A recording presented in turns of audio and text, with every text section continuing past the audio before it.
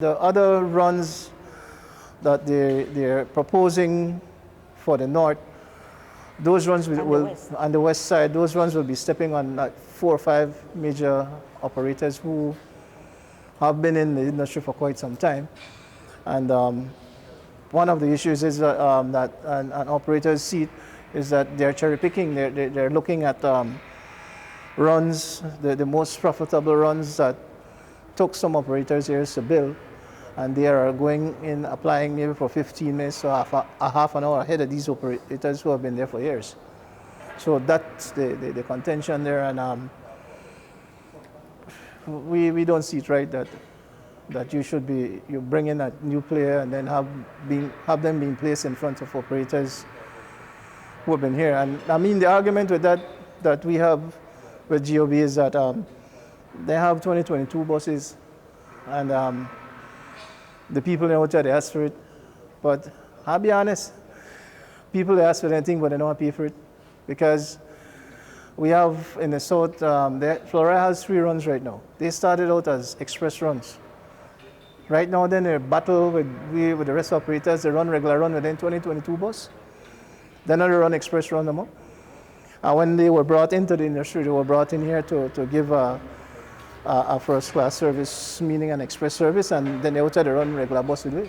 So it's not that consideration is being given to Floralia, it's that Floralia has requested permits, and at the last transport board meeting, it was that at the next board meeting, Floralia would then do a presentation, but we also wanted to ensure that we gave the BBA opportunity to get their feedback on it. So this session today was about getting their feedbacks and view on the permit that Floralia had requested before the next board meeting, the monthly board meeting next Thursday. So it's not that they're getting consideration, it's that they have requested permit and we're consulting with the bus operators and getting their views on it. Their concern is that there seems to be, Floralia is quote unquote cherry picking the runs that they want, and they are fearful that they might be accommodated. Well, we're doing consultations with them and the board will discuss it. It's not that any decision has been made at this point. So that's their thought and their view, but it's not like any decision has been made at this point. Operators are aware that we've done multiple consultations with them, a part of our IDB transformation project in the Department of Transport, and what that includes is looking at the current schedules that we currently have. It's looking at the entire policy. So they are aware that we're looking at a first-class service. They know that Floralia has the 2022 buses in countries. They know that we're also looking at optimizing what we currently have in terms of, we're congested in terms of the amount of permits that are out there, so we try to minimize that as much as possible.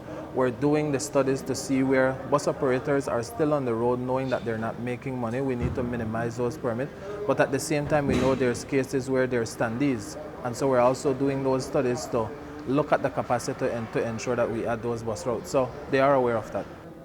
I just want to know, at the end of the day, we're not looking at a monopoly here, right? No, we're definitely not looking at a monopoly, and bus operators that has been clarified there's no instances where I could say that they would ever think about a monopoly, because we've made that clear. That is not the purpose. The purpose is about looking at better bus standards and optimizing the bus schedules that we currently have.